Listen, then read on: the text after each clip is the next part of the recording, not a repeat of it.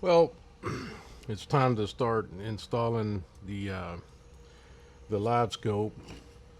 Um, so you might be wondering why is this guy putting Livescope on a John boat? Well, if you haven't seen the previous videos, I rescued a 1436 John boat that was my dad's for, I don't know, 25 years, 26 years. He let it sit. He asked me to get rid of it, and I was like, well, I'm gonna fix it up. And anyway, there's a bunch of videos on my channel about it.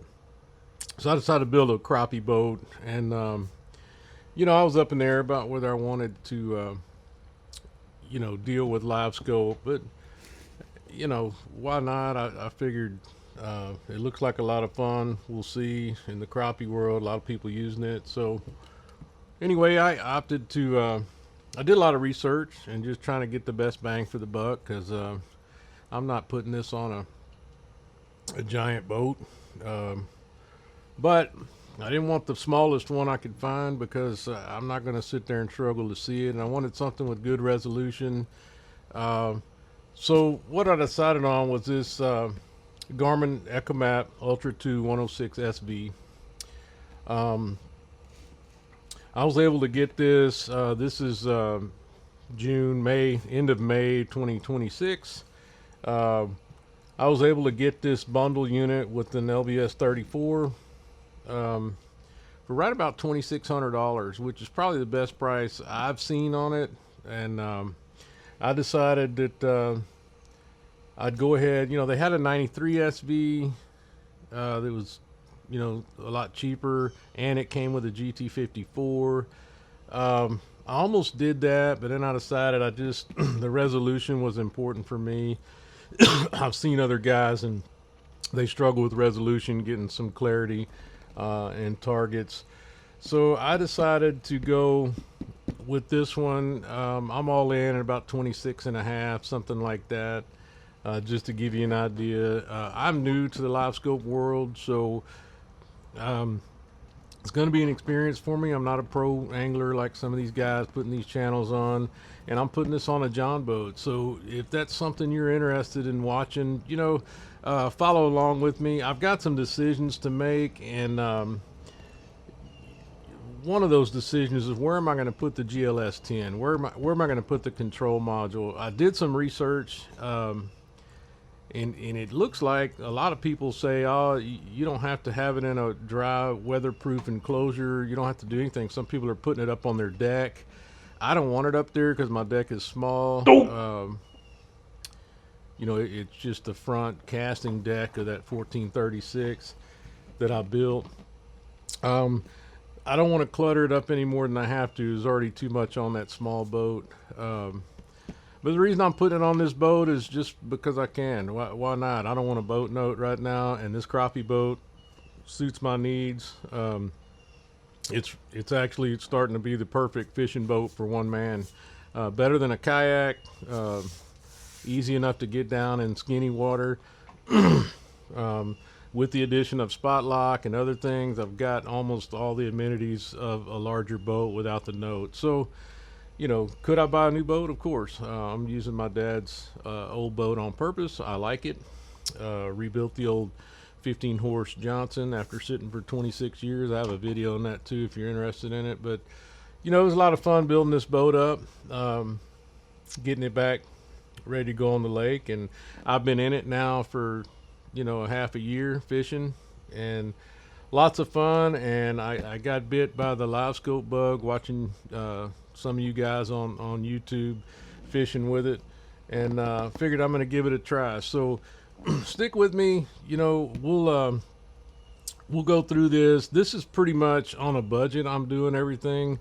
Of course, we're all on some kind of budget. But I had another video of me building the stand, a breakaway fold-away stand for this out of a kick scooter. A Street Craze kick scooter. Worked out perfect. I'm about to mount that cradle on there. As far as a live scope pole, a transducer mount, I went with this Rock Brothers, you know, $35 bike stand mount. Um, you know, there's probably a lot better ones out there. This one is steel, but you know, I didn't see an aluminum one. I guess I could have built one using these parts out of aluminum, but you know, we're gonna try this out and see how it works. It seems to be pretty legit for what I'm doing. It's only holding a transducer pole. Um, so what I'm gonna do here with the rest of it is I ordered a 3D printed kit from GG Fishing. Um, for the parts, and I'm going to use a Worcester paint pole, 2 to 4 foot extension painting extension pole. You know, GG Fishing sends all the parts for the coupling here, for the handle, and for the 34 mount for the bottom. So on a budget, all in all, my transducer pole is going to cost me, you know, this is 38. The Worcester pole is about 20 plus or minus a couple of dollars. And the kit from GG Fishing was right around $65. So, you know, it beats some of the transducer poles, and I'm not knocking them, they're probably way better, but some of these transducer poles are $300 or $500. I'm not going to do that on this boat. I'm already too far in as far as that goes, but I think this is going to work good. We'll find out together. I've got to make those decisions, like I said, about where to put the GLS 10 box. You know, after doing some other research, you know, kind of find out the GLS 10 stays on continuously. The power draw is not the same when it's in standby, but it stays on. So I ended up going with this this switch. It's, you know, filled with epoxy. And it's a marine switch. This is $28 on Amazon. There's several of them. I just went with the one with the best reviews. It's got a rubber boot around the stem of the switch, and it's made to mount up against the sidewall, and this is going to control the power to my GLS 10. I already have a boat marine kill switch on there, but I just wanted to be able to control that GLS 10 independently. When I figure out where to put the GLS 10, I've got a couple of thoughts. I was going to put it under my casting deck, and I'll show you that in a minute. But you know, everything gets wet under there and you can't access it. Sometimes these, you have to unplug everything to reset it when it won't connect, and I get that. So I don't want to be crawling up underneath that tight deck space.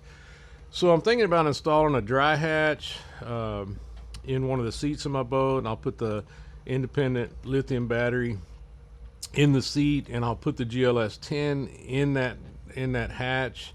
I'm looking at the sizes of some of those dry hatches, and what I mean is just a regular, you know, looks like a $25 boat hatch, except for it has the bin inside of it, so it's, you know, pretty much watertight. I considered the airflow for the GLS 10 heating up. According to many owners, they don't think that's going to happen in a decent sized bin. So stick with me. This might turn out to be a couple of videos, but if you like this kind of content, you know, subscribe. I try not to post a bunch of garbage on here, but you know, as soon as I get this in, we'll go fishing, and we'll learn how to use this thing. I'm not a pro, but I appreciate you guys watching my content. I'm gonna get busy looking at this and probably do a little, I hate the word unboxing, but I'm probably gonna take a look at what's inside and see what I'm working with, and then I'm gonna get this mounted, my pole, and wait on my stuff from GG Fishing and the rest of it. So all right, we'll see you soon. Well, let's take a look in this box and see what all this money's about. I haven't even opened it yet. Like I said, this is a Ultra 2 Echomap 106 SV. Just need to look in here and see what all comes with this thing. Try to go through this with you together in case you're in the market. A little box here. It's going to contain the looks like the power cable. Some other stuff here. Yeah, it's going to be the power cable. It's got some little gaskets, things for the screw-in connectors, stuff like that. Looks like a surface mount grommet or something. Have to take a look at all that later.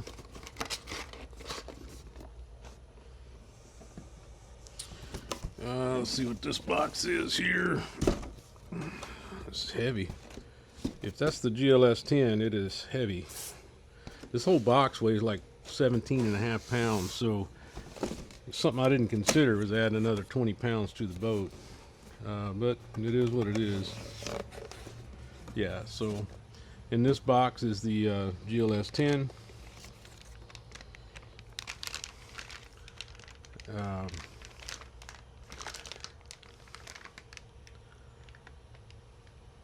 Yeah, GLS-10. It's heavy. Didn't realize that. It's not going to affect me, but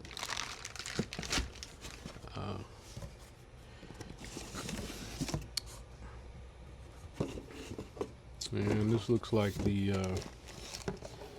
34 and a bunch of mounts.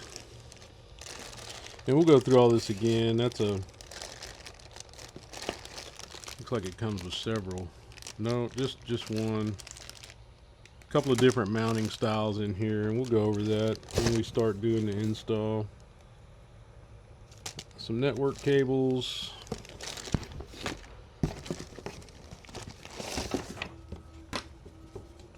Some installation instructions, and here's the magic maker, so to speak. See if I can get this open. And here is that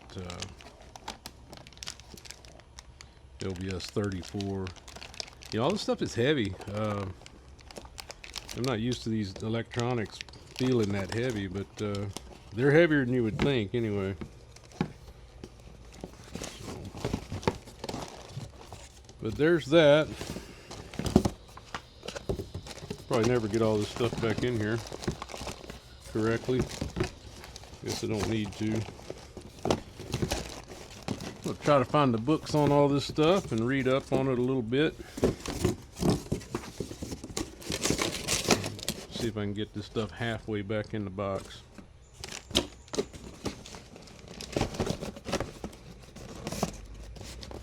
Like it goes. Alright. Got those pieces. See what else we got in here. Here's the unit itself. See what's going on here. Yeah. Damn, that thing's heavy. Okay. Let's set all this stuff down.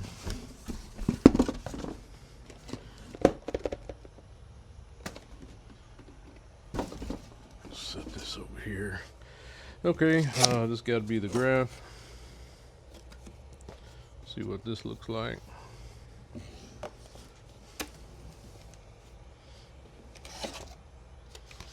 Beautiful. This is the sunshade here.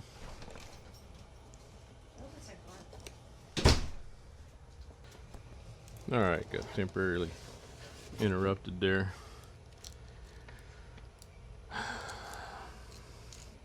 You know, this Garmin stuff is just absolutely top-notch looking and feeling.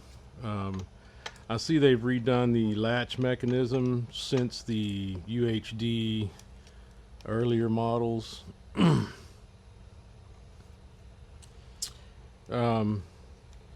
Just everything about it is quality feeling. You know, I guess when you pay this kind of money for a piece of electronics, you know, you want it to fit the part. But it seems to be well made, man. I mean, who am I to judge that? I don't know, but it feels good in your hand. We'll see. Got a lot of power cords. Everything's in here. I'm interested to see how this is going to fit on my stand that I built. See if I made it big enough. If not, I'll have to redo that. But there it is, man. What I've been looking at for a long time. Feels good to have it in my hand, I guess. But that's it. Let me read the instructions on this thing and see what I'm in for, and kind of get an idea of what's going on here. And I'll share that with you guys when I get to that point. Well, in lieu of making this a long drawn out single video, I'm gonna make at least 2 or 3. You know, it's bad for the algorithm, I guess, if you have too many long form videos. If you want to see this thing go in a 1436 John boat in kind of a unique configuration, please consider subscribing to the channel. The next video will soon follow. If you can hit that notify button, it'll let you know when my new videos are posting. But I'm going to break this up just a little bit to avoid that long content hit. But appreciate you guys checking by and watching. This is going to happen relatively quickly. I'll try to get these videos posted as fast as I can. Thank you for watching. You know, Stump, Thumper fishing. As soon as we get all this stuff together, we'll go out and you know, like I said before, we'll try to start learning this together. I'm new to this, so I don't claim to be an expert, but we're going to see how easy it is for an old guy to adapt to these modern fishing tactics. So thank you guys again. We'll see you soon.